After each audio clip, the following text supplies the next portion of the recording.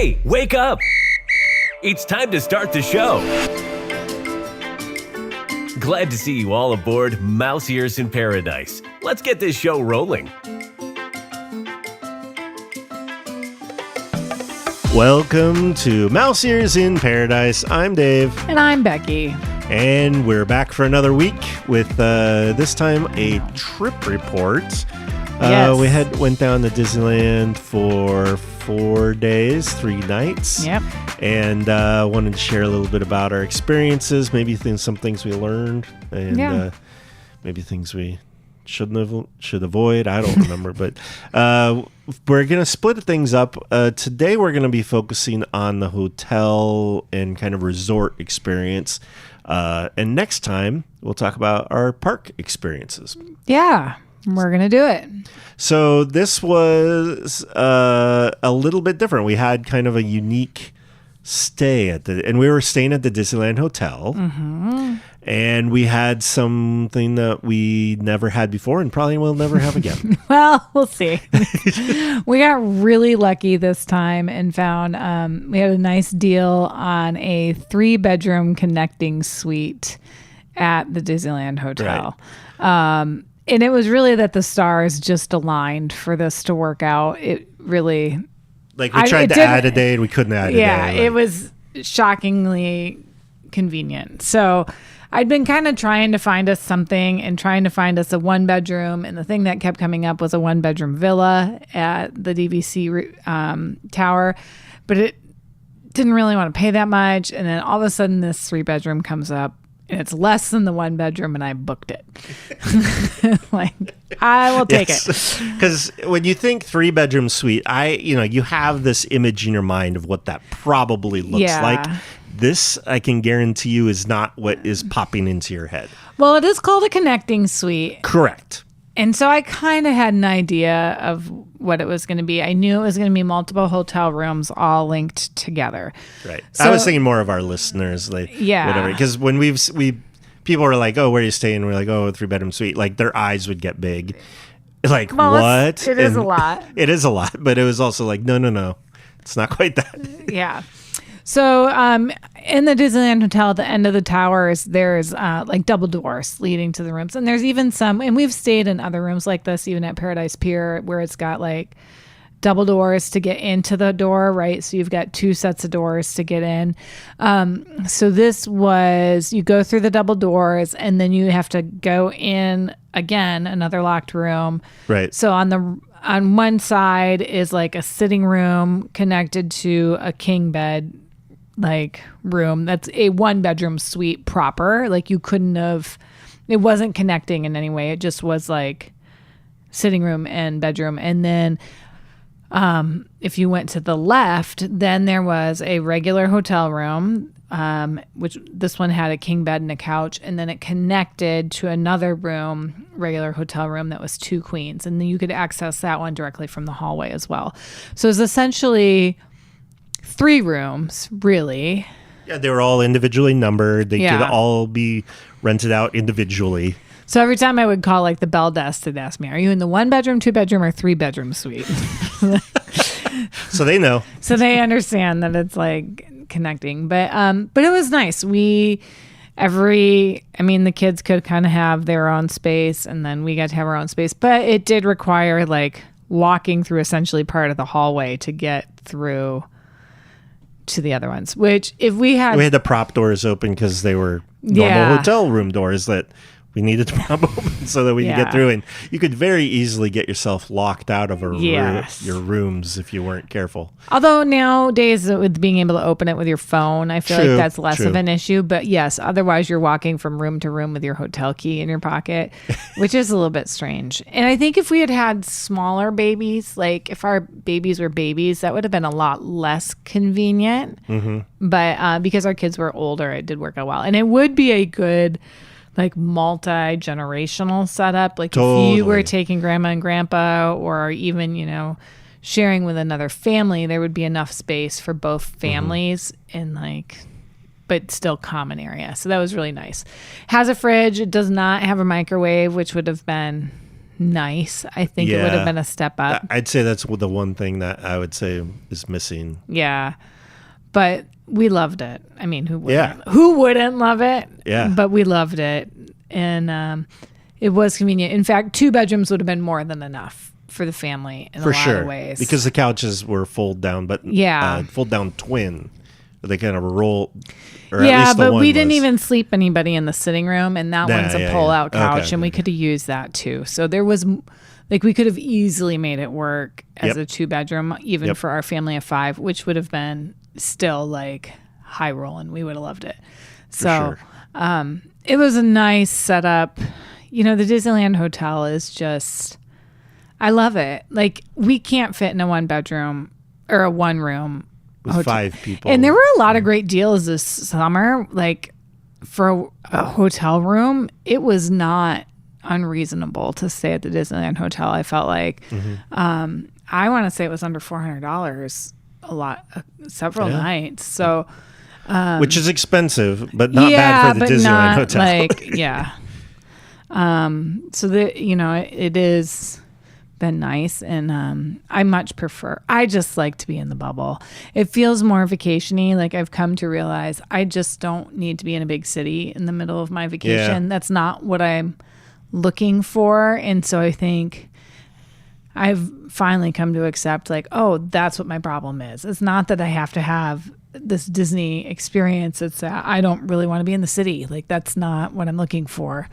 Because normally we have to, we walk out of the bubble and suddenly there's a huge, pickup drop-off point where there's just usually chaos and cars and people, shoving and pushing and stuff. And then we get down the street and then, there's just all kinds of chaos that's usually down by the intersection that's going on. And then we get into our hotel room, and it's kind of like we definitely left the bubble at that point.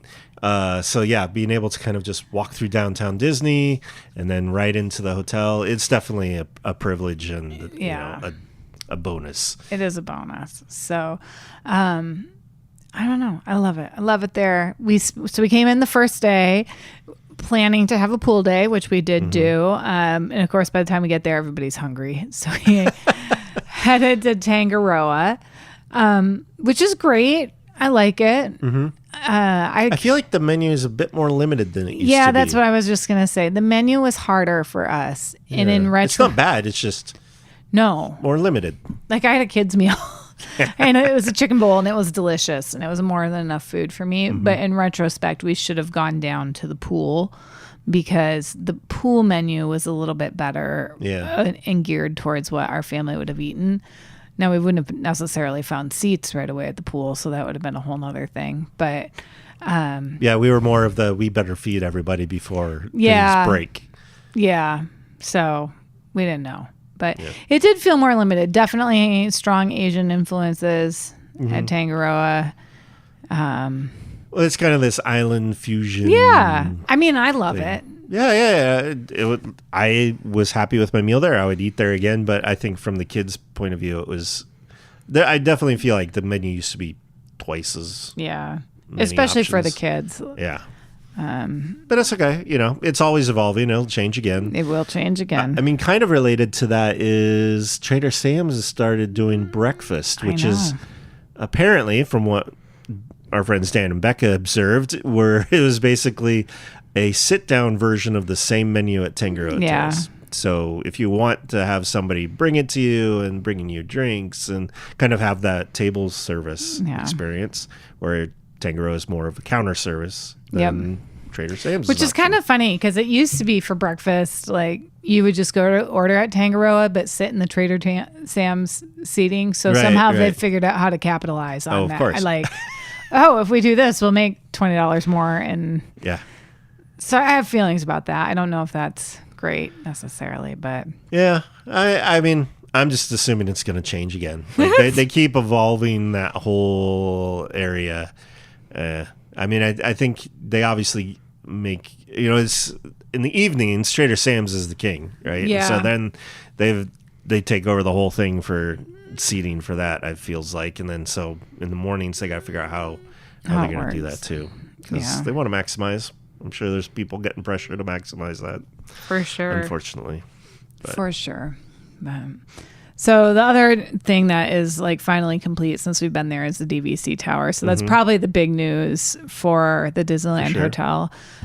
Did you get inside the tower at all? Did you go in? I did not go in the tower. So I hung out in the lobby for a while, meeting some people, and it was hopping, man. That place was busy.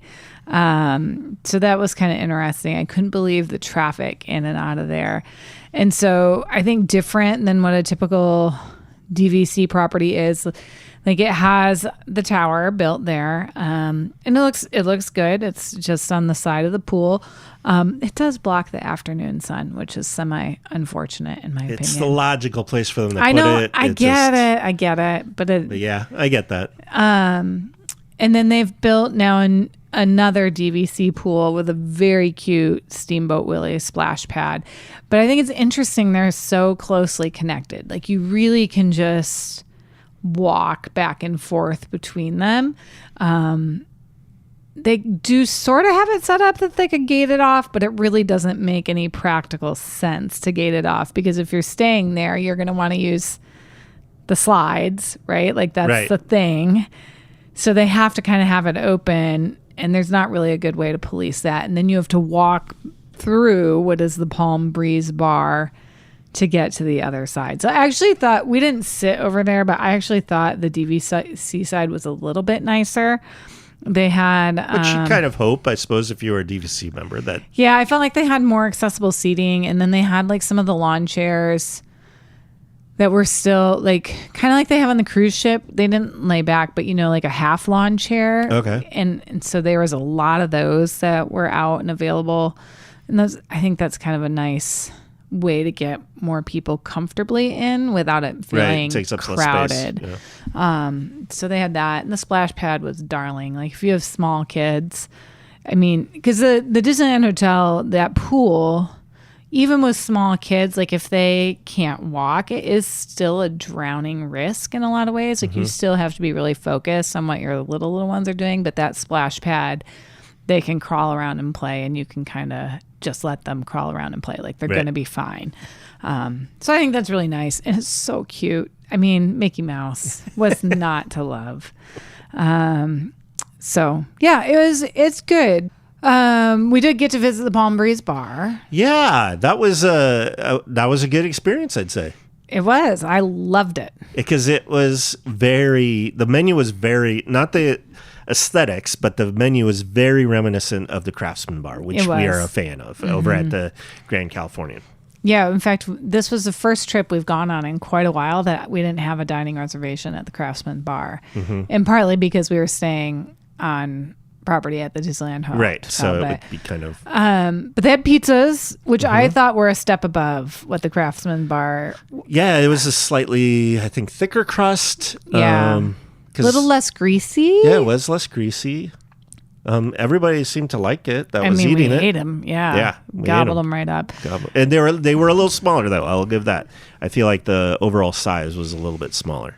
I do feel like Disney has some work to do in these places of offering a kid's cheese pizza. Like it really bothers me that there's not this individual size pizza on the thing for $12. I don't... Even when there is, it's like not just a cheese pizza. It's something more like, it's a margarita that has these huge tomatoes and stuff on it, which I don't know. Some kids probably like that, but I feel like general kids want plain, basic. Well, they'll make you we got a plain cheese pizza, but it still costs $22. And like my 6-year-old, while he might eat a whole Little Caesars pizza, doesn't need a whole pizza. Like he just doesn't need that much. And so I feel like there were a couple of times at the Disneyland Hotel, like even at Tangaroa, we ended up ordering Andrew $22 meals, even though he's 6, because he wanted chicken fingers at Tangaroa, which they don't have on the kids menu, which makes 0 sense. Yeah, you already are offering them. Just give me 1 or 2 and less fries and charge me $12. Half the portion and give me... Yeah, and then the same thing in the pizza. I feel like that's... I don't know. I feel like it's on purpose. Like they're making a choice to do that. Not... It's just dumb. So that did irk me a bit. clearly. But my cocktails were phenomenal. Yeah, we had some poolside, and I had not remembered seeing it before, but the little flags. Yeah, so now they have flags on the lawn chairs that you can raise when you want drink service, which is great. Yeah, because there's definitely been times we've been there, and it's been kind of it takes a long time to flag someone down to be like, hey, I want a drink. It's usually like, oh, I'm already helping somebody, or oh, somebody will get to you, or whatever, and you wait 30, 40 minutes before you get a drink. But this time it was fast. It was 5 minutes maybe. Well, now they have the bar down there. That probably helps a lot, Yeah, rather than going up to, because trying to compete with Trader Sam's and there's a little way more capacity now. There's a lot more capacity. So I thought that was great. I mean, they're $20 cocktails. Sure. I mean, this is why the cruise is so much cheaper now. You're like, for my $20 cocktail, I could have had 3 drinks of the day on the cruise ship, right? Yep. And so, but they were good. I had a passion fruit cocktail at the pool, and I love anything that they make with passion fruit. I had the pineapple sling. You did. It was good. It was phenomenal. And then I had a margarita at Palm Breeze Bar, and it was a great margarita. I enjoyed it. It was clearly I like a margarita that's not made from like a mix. I want it to be made from lime juice. You don't want all the preservatives. I don't. I want it to be fresh juice. High fructose. And I'd rather have it be smaller and have just like agave syrup. And so I don't know. Now I kind of like that kind of margarita a lot.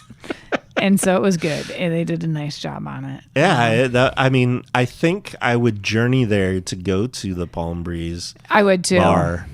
Just as much as I would the Craftsman Bar. I would expect, slightly different things, but it's going to be on the list, I think, of options. Oh, yeah. Well, I mean, everybody's going to want to just stay at the Disneyland Hotel, but especially if you're staying at like Paradise or Pixar Pier. Yeah. Sorry, I can't. Because you don't really get that. Well, they have the setup, but it's never going when we're there. Going.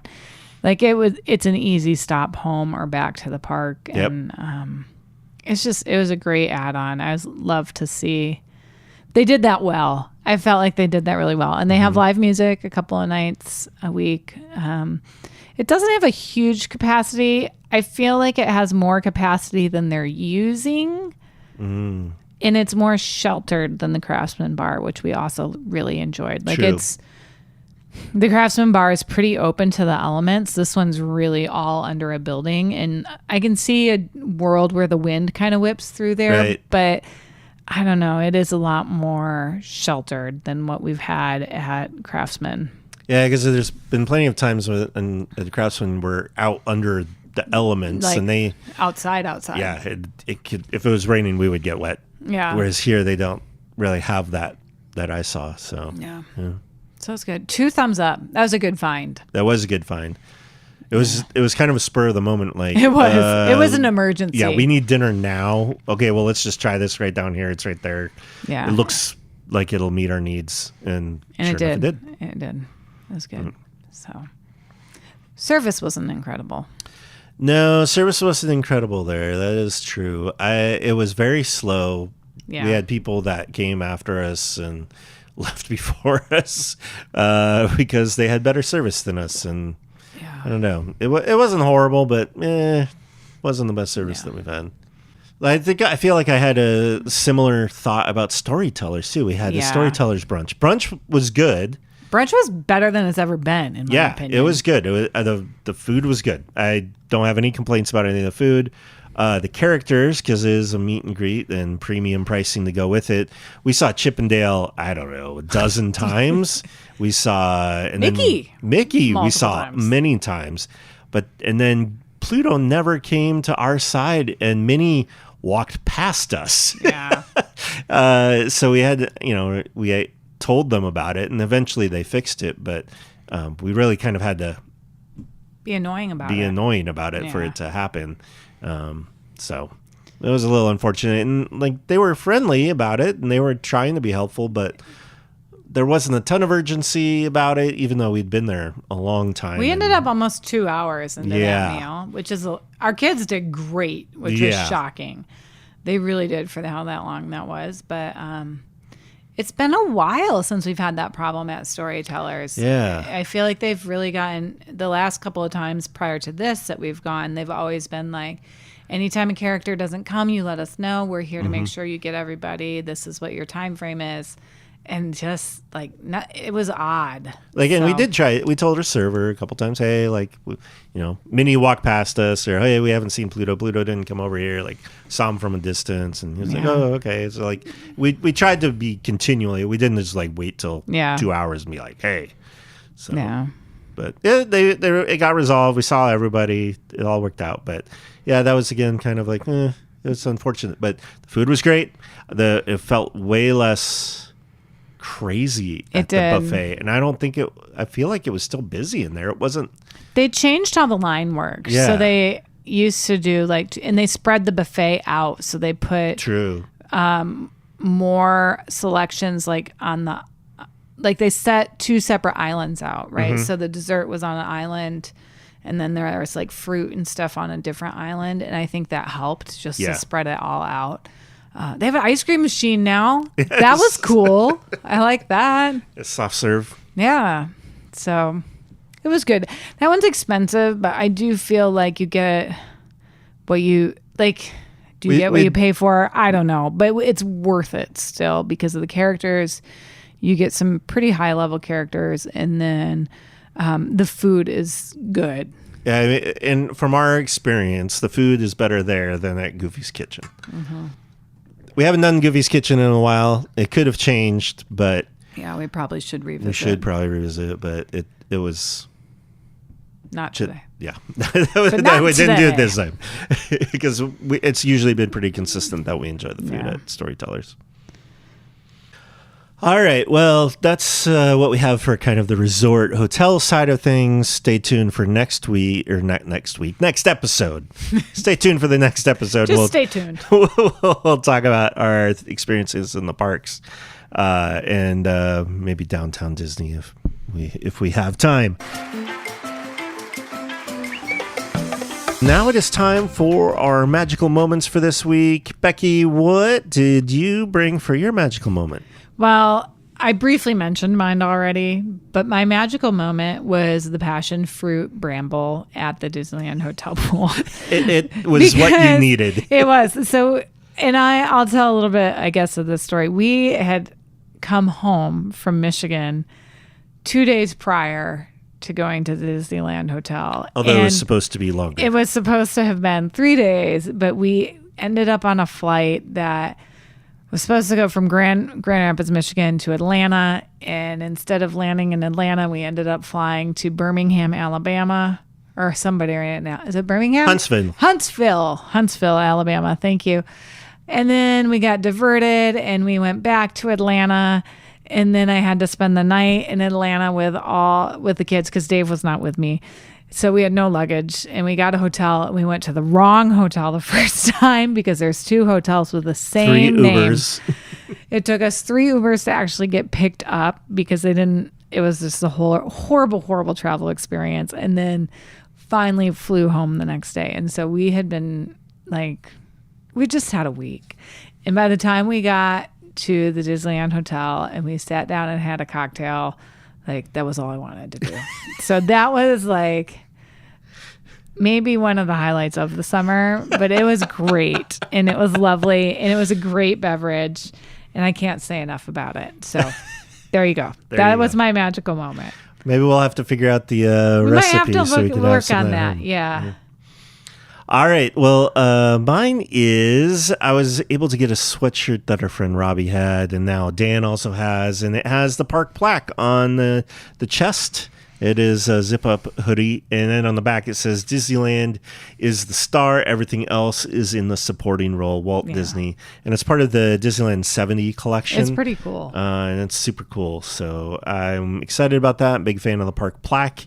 And yeah, I think it's a pretty sharp sweatshirt, and happy to have it as part of my collection now. It's my wardrobe. I'm excited about that sweatshirt. I've tried to get it for you a couple of times, but I know the stars did not align. I know you've had people on the lookout for me, but finally was able to get it at the shop in downtown Disney, right across from the stage that's in downtown Disney. Oh, it's escaping me right now, but that shop. That shop. The Disneylander. Yes, that's what it is. The D-Lander. Maybe that's what it is. D-Lander. All right. I think that's all we have for this week, but you can find links to subscribe and more information about all of our episodes at mouseearsinparadise.com. And if you want to email us, you can email us at mouseearsinparadise@gmail.com. And we'd love to hear from you, answer any questions that you might have, and maybe even read it on the show. So feel free to send us an email. All right. That's everything. Have a magical week, and we'll see you next time. Bye-bye. Bye. Applause. Applause. We hope you've all enjoyed the show.